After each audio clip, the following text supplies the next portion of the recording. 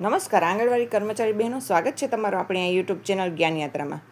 આજના આંગણવાડી સમાચારમાં આપણે રાજ્ય સરકારની વાત કરવા જઈ રહ્યા છીએ, જે આંગણવાડી 8 માર્ચના રોજ રાજધાની તરફ કૂચ કરવાને લઈ આંગણવાડી કાર્યકર તેડાગર બહેનો તૈયારી કરી રહ્યા છે.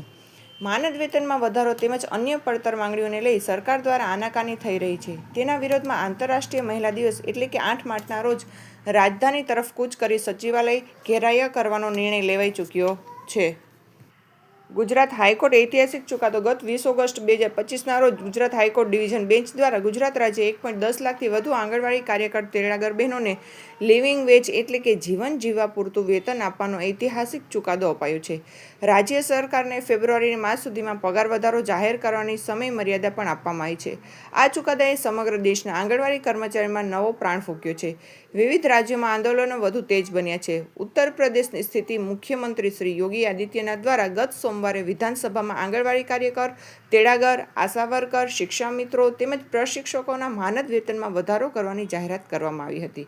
પરંતુ જ્યાં સુધી નાણાં વિભાગ આ અંગેનો પરિપત્ર ન કરે અને બેંક ખાતામાં વધેલો પગાર ન આવે ત્યાં સુધી કર્મચારીઓ લડાયક મૂડમાં જ રહેશે. 16 ફેબ્રુઆરી 2026થી મહત્વની બેઠક. ઉત્તર પ્રદેશ આંગણવાડી વર્કર્સ અને હેલ્પર વેલફેર એસોસિએશનના મિલ્ક બ્લોક યુનિટ દ્વારા 16 ફેબ્રુઆરી 2026ના રોજ દૂધ પટેલ ચોક ખાતે માસિક બેઠક યોજાઈ.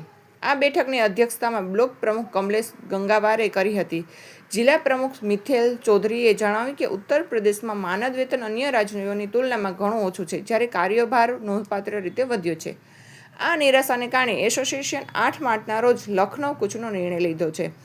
8 માર્ચનો કાર્યક્રમ ભારતીય મજૂર સંઘ અને ઓલ ઇન્ડિયા આંગણવાડી કર્મચારી ફેડરેશન બંને સંગઠનોએ આ રેલીનો ટેકો જાહેર કર્યો છે. ઉત્તર પ્રદેશ સહિત દેશભરની આંગણવાડી કર્મચારી બહેનો એક દિવસની માસ લીવ પર ઉતરી 8 માર્ચ લખનૌ સચિવાલય આગળ ભેગી થઈ પોતાની માંગ મુખ્યમંત્રી અને સરકાર સુધી પહોંચાડવાની કોશિશ કરશે.